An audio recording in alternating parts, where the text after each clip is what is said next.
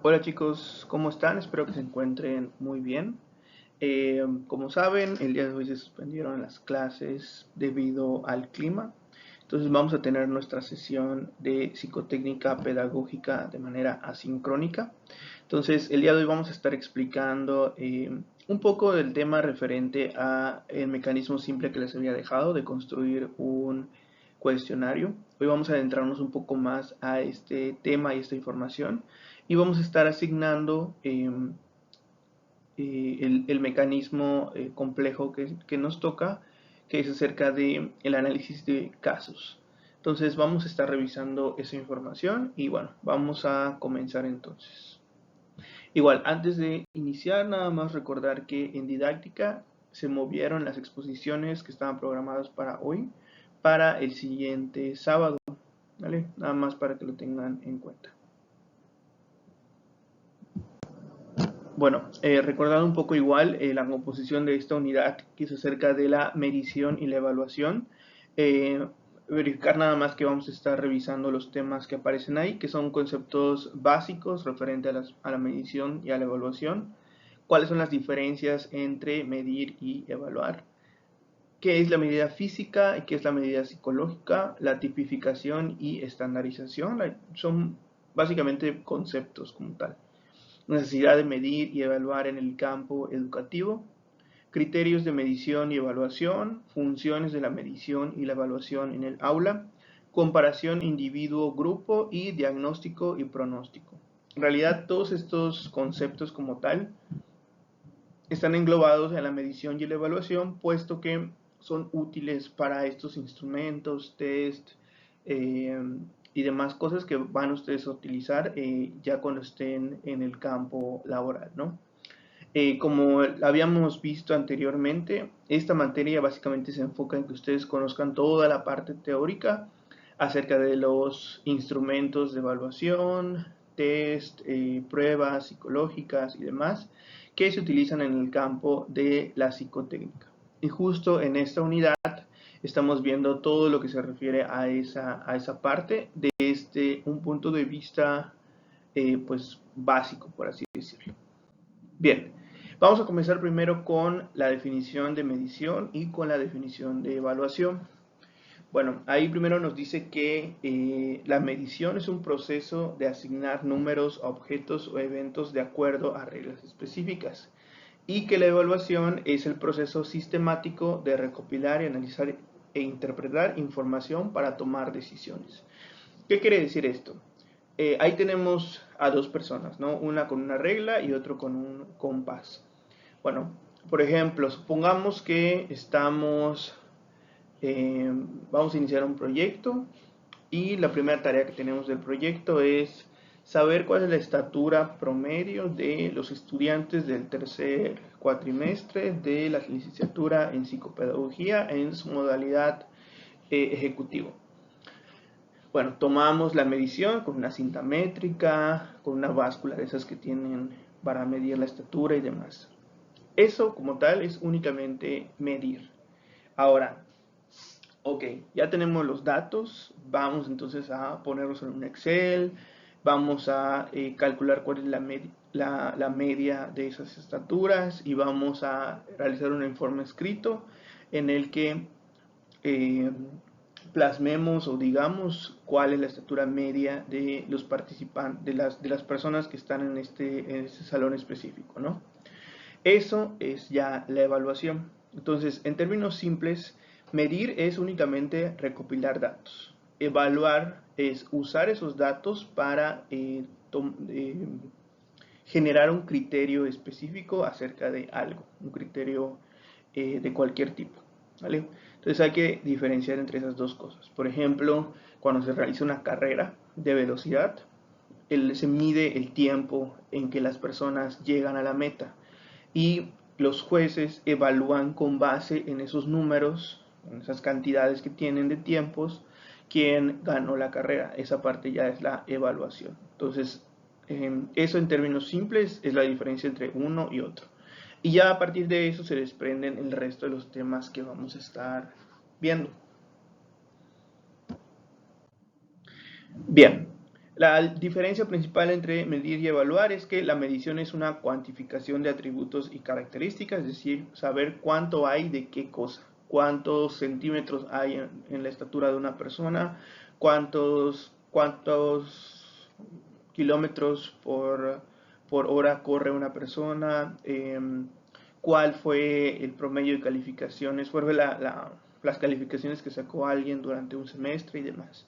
Y a diferencia de eso, como les comentaba, la evaluación es un juicio de valor sobre los datos medidos. Es decir, ahora sí, cuando tenemos los datos, emitimos un juicio sobre ellos. Es decir, cuál fue el alumno con más materias reprobadas, cuál fue el corredor más veloz, quién es el alumno más alto. Esos son los juicios de valor que se toman con base en la medición que se realice. Bien, vamos a ver ahora cuál es la diferencia entre la medida física y la medida psicológica. Primero saber que la medida física es una cuantificación de atributos físicos como el peso, la altura, la temperatura y demás. Eso es, en lo físico, eso es. Por ejemplo, la cantidad de grasa corporal, la masa de una persona, no sé, cuestiones como el ancho de la palma de la mano, la longitud de los dedos, todo eso son medidas físicas. Y ahora, en cuanto a las medidas psicológicas, ahí nos dicen que es una cuantificación de atributos psicológicos como inteligencia, aptitudes y personalidad. Entonces, podemos diferenciar estos dos tipos de medidas en que las medidas físicas son cuestiones que se pueden ver a simple vista, por así decirlo, la mayor parte de las veces, ¿no? Y las medidas psicológicas son más relacionadas con procesos mentales y demás, que no siempre se pueden ver a simple vista. Por ejemplo, no puedes medir con una regla la inteligencia de una persona, no puedes pesar las aptitudes de un estudiante, o no puedes calcular con un velocímetro la personalidad de alguien, ¿no? Para estas medidas psicológicas entonces se utilizan otras formas, otros instrumentos para calcularlos, ¿no? Como calcularlos, clasificarlos y demás. Se utilizan otros métodos, otros instrumentos para emitir juicios de valor acerca de ellos también. Es decir, todo lo psicológico requiere instrumentos y demás de forma muy, muy diferente a las cuestiones físicas que rodean el entorno. Bien, ahora vamos a ver cuál es la diferencia entre la tipificación y la estandarización.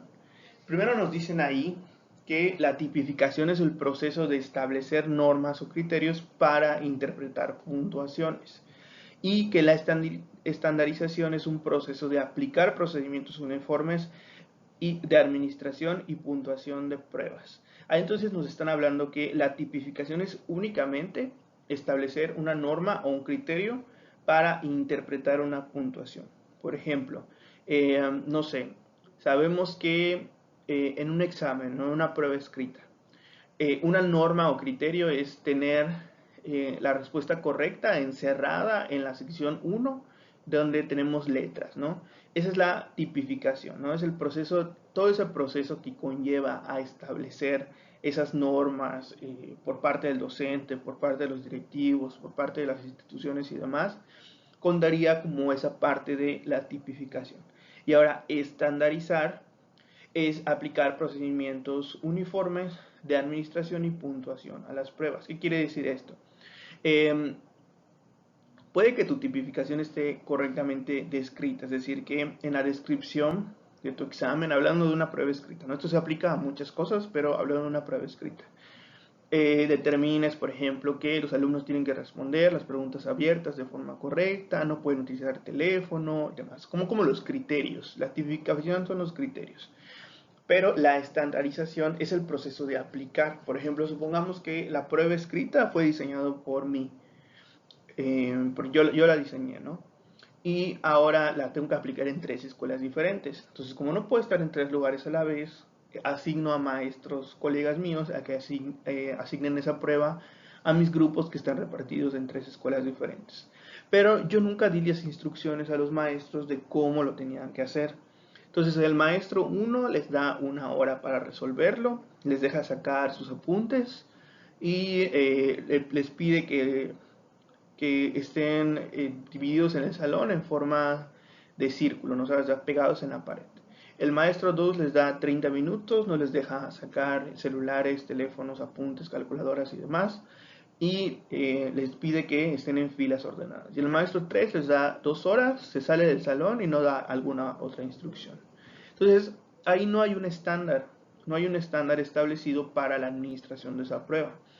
¿Qué es lo que debió pasar? Escribir en la prueba, decirle a los maestros, oigan, ¿saben qué? En realidad eran 40 minutos, tienen que estar en filas, es de forma individual, no pueden sacar teléfonos y demás. Eso crea un estándar en la prueba y eso hace que las pruebas en general, no hablando únicamente de pruebas escritas para materias o exámenes, sino que pruebas psicológicas, test, todo lo que tiene que ver con la psicometría, tenga un estándar, es decir, que sea uniforme en todas las veces que se vaya a aplicar. No sé si alguna vez les ha tocado ver una batería de instrumentos. Justamente con los chicos ahora de prácticas de diagnóstico psicológico estoy trabajando un test que es un test gestáltico. Entonces hay un manual muy concreto, muy preciso, en donde está establecido cómo se hace cada cosa, cómo se interpreta el instrumento y demás. Entonces es una cuestión muy precisa, muy estandarizada que se lleva a cabo en estos procesos. Entonces, la diferenciación entre estos dos conceptos es que la tipificación, perdón, es establecer las normas para interpretar las puntuaciones y la estandarización es aplicar un procedimiento uniforme para que se administren y se puntúen esas pruebas. Es decir, son dos procedimientos diferentes, pero ambos son sumamente importantes para llevar a cabo la administración de las pruebas. Bien, vamos a ver ahora cuál es la necesidad de medir y evaluar en el campo educativo. Y básicamente tenemos dos puntos principales de por qué es una necesidad realizar esto. Primero, porque existe una importancia muy urgente de identificar las necesidades y capacidades de los estudiantes. Y en segundo, porque facilita la toma de decisiones informadas sobre metodologías y recursos pedagógicos. Todo o casi todo en el ámbito de la educación se puede medir y evaluar. Se puede medir y evaluar el desempeño de los docentes frente al grupo, se puede medir y evaluar el desempeño de los estudiantes en la asignatura, las instalaciones, se puede hacer muchísimas cosas. Y eso es súper importante porque la evaluación como tal es lo que nos ayuda a progresar o verificar cómo ha sido ese progreso en un lapso determinado de tiempo. Espérenme un segundo, voy a tomar agua. Bien, vamos a continuar. Entonces, ahí tenemos de manera muy puntual estas dos cuestiones, ¿no? Que nos sirve para identificar necesidades y capacidades y que facilita la toma de decisiones informadas sobre los métodos y los recursos pedagógicos que se realizan en el aula. Recuerden, lo fundamental de la evaluación en general es tomar o crear juicios de valor con respecto a los datos medidos. De nada sirve, por ejemplo, que entremos 5 veces a la clase de un maestro, tomemos todas las notas posibles si no vamos a hacer nada con eso. Entonces, si solo estamos quedándonos ahí, solo estamos midiendo y no estamos evaluando. Entonces, eso es algo muy importante. Recuerden también, no sé, a quienes les toque ser docentes, de nada sirve que hagas 5 pruebas escritas a tus alumnos si con los resultados no estás haciendo nada más que asignarles una calificación. Es decir, si no estás verificando a través de esos exámenes qué porcentaje aprendió, qué porcentaje no aprendió, cómo reprobaron, quiénes reprobaron y demás, entonces no estás midiendo, no estás evaluando, solamente estás midiendo. Y bueno, ¿cuáles son los criterios para medir y evaluar en general en el ámbito de la psicología, ¿no? Primero, que la evaluación tenga una validez y que también sea fiable. La validez, recordemos que es el grado en que una prueba mide lo que pretende medir. Estos conceptos los habíamos visto no hace mucho, ¿no? Y la fiabilidad es que las puntuaciones obtenidas por los mismos individuos en diferentes ocasiones. la consistencia de las puntuaciones obtenidas por los individuos en diferentes ocasiones. Es decir, supongamos que estamos haciendo una prueba relacionada con el autoestima, ¿no? La autoestima en estudiantes de sexto cuatrimestre de la licenciatura en psicología. Y queremos, la idea es justamente medir cómo se autoperciben esos estudiantes y a través de eso determinar o diagnosticar su grado de autoestima y cómo funciona en ellos esta cuestión, ¿no? Entonces descubrimos que nuestra prueba en realidad únicamente lo que mide no es la autopercepción, sino que mide los gustos personales de los estudiantes. Entonces nuestra prueba no es válida porque no está midiendo para lo que fue diseñada, está midiendo otra cosa totalmente distinta que no tiene que ver para lo que fue diseñada. Entonces una prueba es válida en la medida en que siempre, todas las veces, mida lo que se supone que tiene que medir. Por ejemplo, eres maestro de matemáticas y anexas 6 preguntas de español o de redacción dentro de tu tarea. O por ejemplo, muchos maestros, ¿no? Suele pasar esto. Realizan, es una clase de historia y dejan un ensayo y te ponen ahí en un criterio, ¿no? Que si tienes 3 faltas de ortografía se te anula con 0 el ensayo. Ok, se supone que estás midiendo mi conocimiento en historia o mi conocimiento, mis habilidades de redacción en español. Obviamente son complementarias, pero siempre hay que saber específicamente a dónde va dirigido tu criterio, si le vas a dar prioridad a una cosa u otra. Y por otro lado, tenemos que la fiabilidad es la consistencia de las puntuaciones obtenidas por los mismos individuos en diferentes ocasiones. Es decir, que supongamos que ponemos la misma prueba escrita a los mismos estudiantes con el mismo conocimiento en 3 ocasiones diferentes. Por ejemplo, supongamos que estamos evaluando biología y en un mismo semestre, en una preparatoria, entregamos las pruebas no sé, el día 5 de junio, el día 6 de junio y el día 7 de junio. Es la misma prueba para los mismos estudiantes para evaluar la misma clase. En teoría, como solo han pasado 3 días o 2 días, no debe haber una diferencia entre una prueba, resultados y otros. Si por alguna razón, por ejemplo, en la primera vez el 50% de los estudiantes tuvieron 30 puntos y al día siguiente el 90% de los estudiantes tuvieron 30 puntos, pues a lo mejor tu prueba no es tan fiable porque no está arrojando resultados consistentes a lo largo del tiempo. Obviamente esto teniendo en cuenta cuestiones como, ok, ya vieron la prueba un día, les volvieron a poner la misma prueba, obviamente van a tratar de mejorar sus puntajes, ¿no? Pero en general de esto va. Una prueba es fiable en la medida en que hay una consistencia en las puntuaciones a lo largo de un tiempo determinado. Y bueno, igual en cuanto a la fiabilidad, hablándolo en un campo como más general, sobre todo en este ámbito de las pruebas psicométricas y demás, hablamos de fiabilidad cuando, por ejemplo, esta prueba de la que les hablaba, ¿no? El test gestáltico de L. Bender, que estoy poniéndole a mis estudiantes de noveno cuatrimestre. Esta prueba fue diseñada en 1960. El manual fue diseñado en 1960.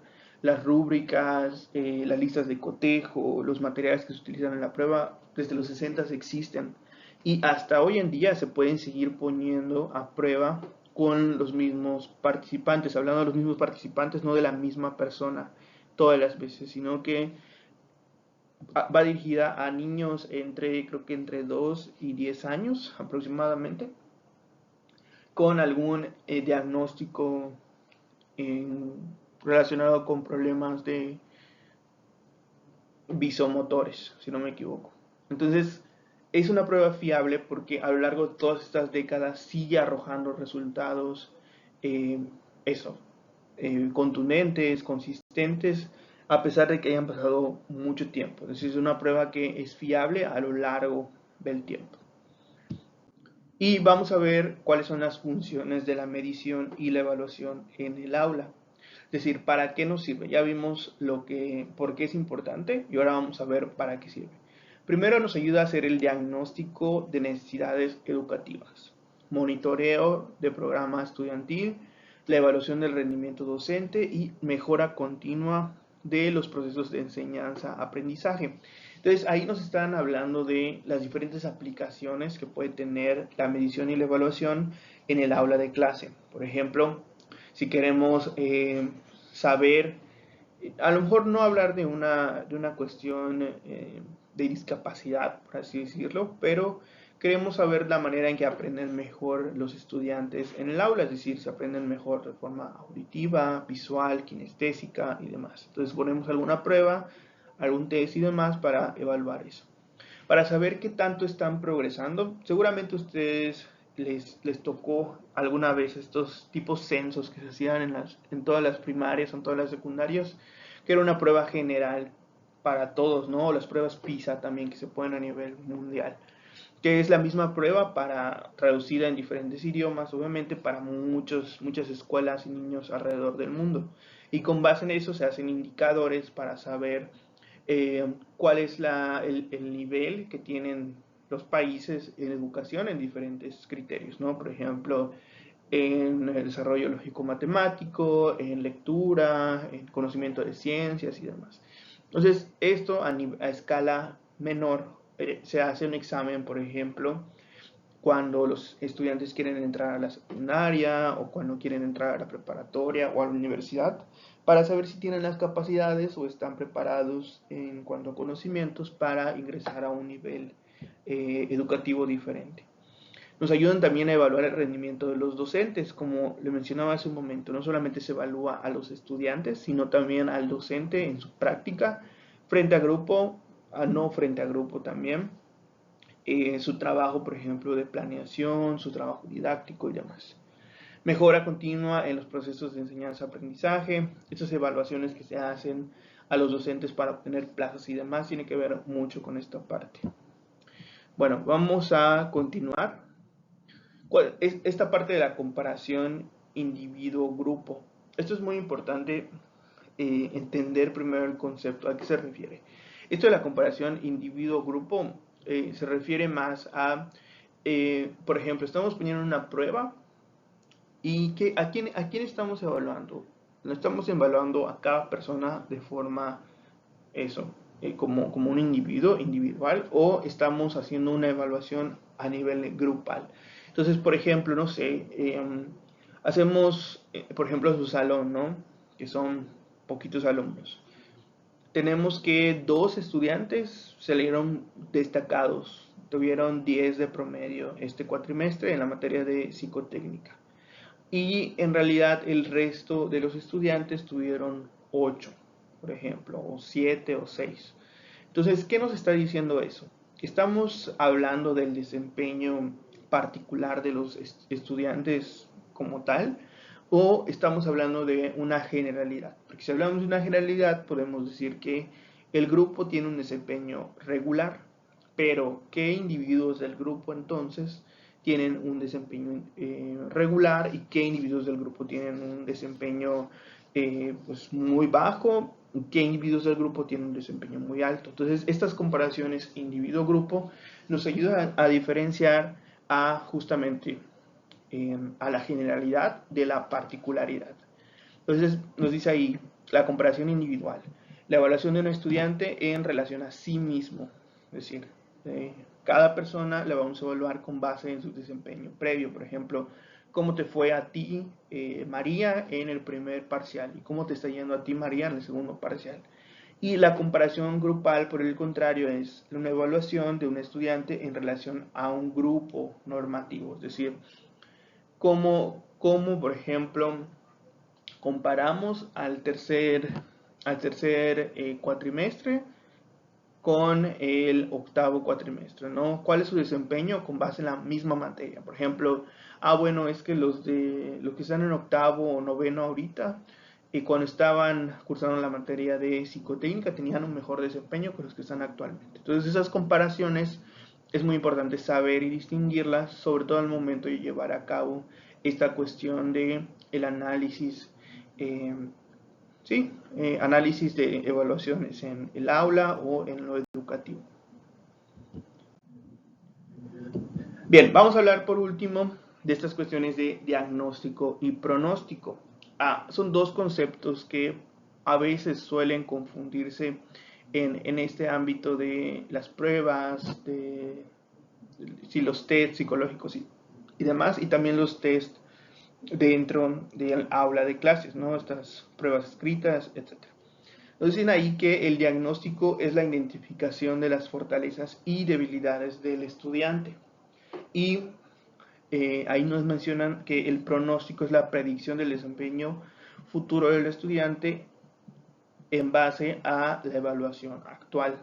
Entonces, la diferencia entre uno y otro es que el diagnóstico es algo presente que se hace teniendo como base los resultados de la evaluación que previamente se realizó con base en los resultados de la medición, y el pronóstico se hace con base en el diagnóstico. Entonces, por ejemplo, vamos a dar un ejemplo claro, ¿no? Estamos en una primaria y estamos monitoreando a un grupo de quinto año de primaria que están cursando la materia de español. Entonces, queremos evaluar cuál es su desempeño en la materia de español de todo el grupo. Esta comparación individuo-grupo, estamos haciendo una evaluación grupal. Entonces, les damos una prueba de conocimientos básicos de lectura, escritura, ortografía y gramática en español. Les proporcionamos la prueba, la mayoría sale con un desempeño pues bastante bueno, ¿no? Entonces, con base en todas las evaluaciones que tenemos, ya las calificamos, ya las pasamos a un Excel, ya emitimos un primer reporte, diagnosticamos con base en las evaluaciones que tenemos que este grupo tiene un buen desempeño, que sus habilidades de lectura, escritura, gramática y demás son buenas, y por lo tanto pues están listos a lo mejor para pasar a sexto grado.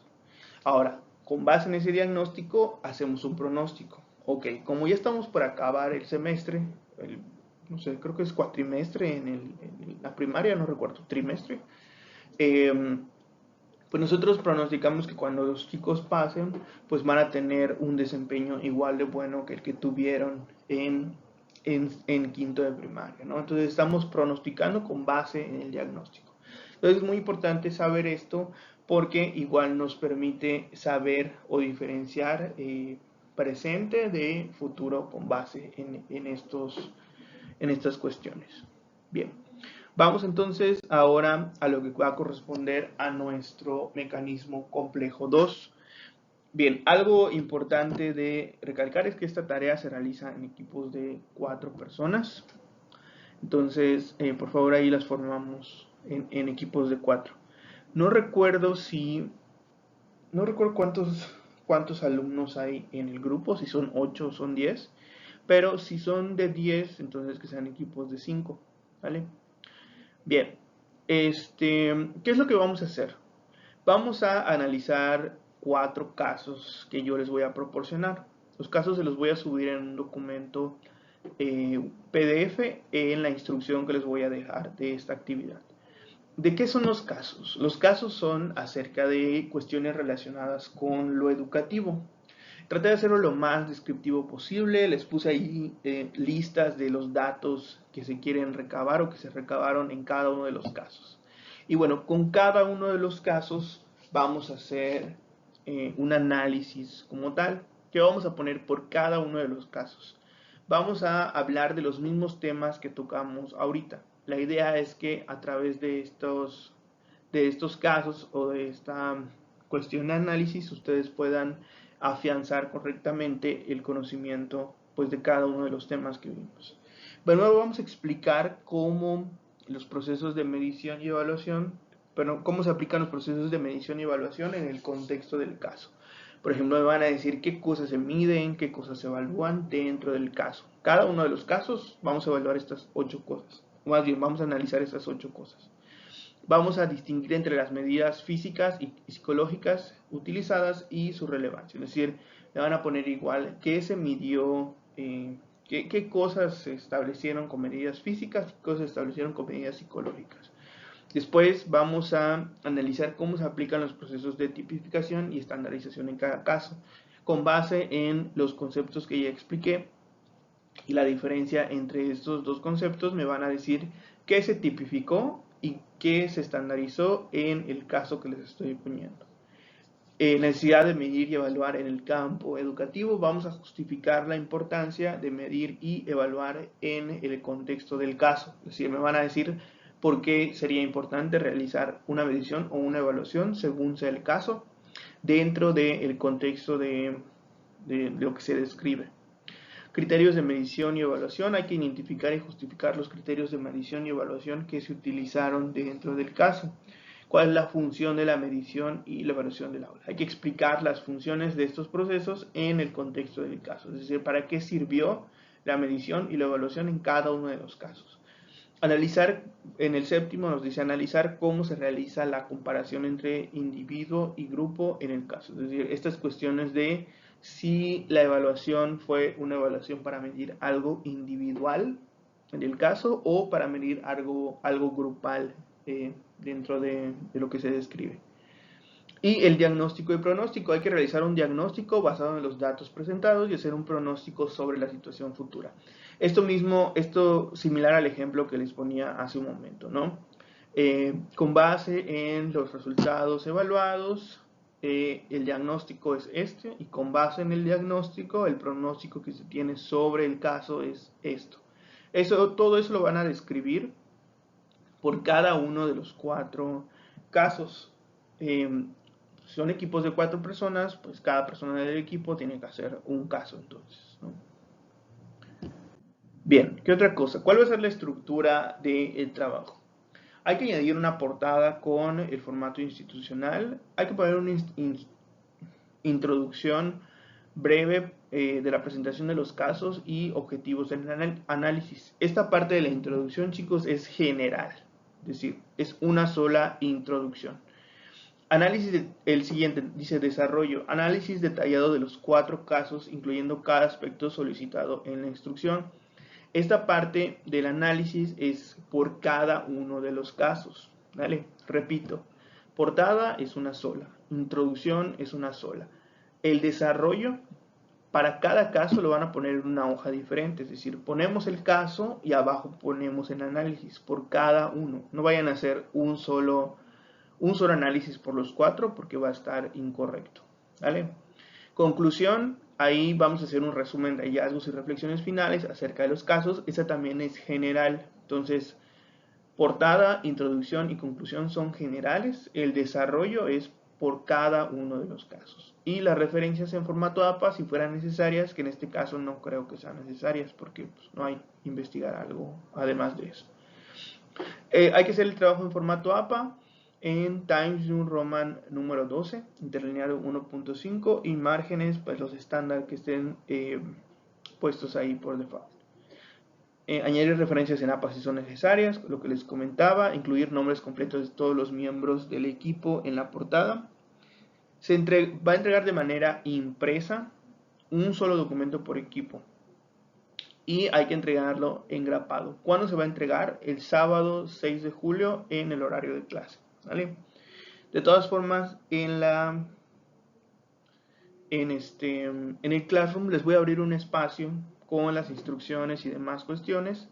Y el sábado 6 hay que subirlo al Classroom también. Ya después que les califique y todo, lo suben únicamente para tener la evidencia en el Classroom, ¿vale? Pero la entrega es de forma impresa el sábado 6 de julio. No tengo aquí a la mano la descripción de los casos, pero como les comentaba, se los voy a subir en este espacio del Classroom que les comento. Les voy a subir la instrucción esta que les acabo de poner detallada. Y también les voy a compartir las diapositivas y también les voy a compartir el video, ¿vale? Entonces nada más para que sepan, ahí va a estar toda la información. En cuanto a los equipos, les voy a subir y les voy a poner una nota en la instrucción de la actividad. Fórmense como ustedes decidan, por afinidad en este caso, y me mandan un miembro por equipo, la lista con nombres y apellidos de los miembros, y eso es básicamente todo. ¿Vale? Bien chicos, pues nos vemos entonces el siguiente sábado. Recuerden que la entrega del mecanismo es de forma impresa. Hasta el sábado que estemos ahí, cuando les entregue su tarea y demás, hay que subirlo al Classroom. Igual les voy a dar tiempo para que lo hagan, ¿no? Pero nada más eso. ¿Vale? Entonces nos vemos el siguiente sábado. Cuídense mucho, cuídense de la lluvia y nos estamos viendo.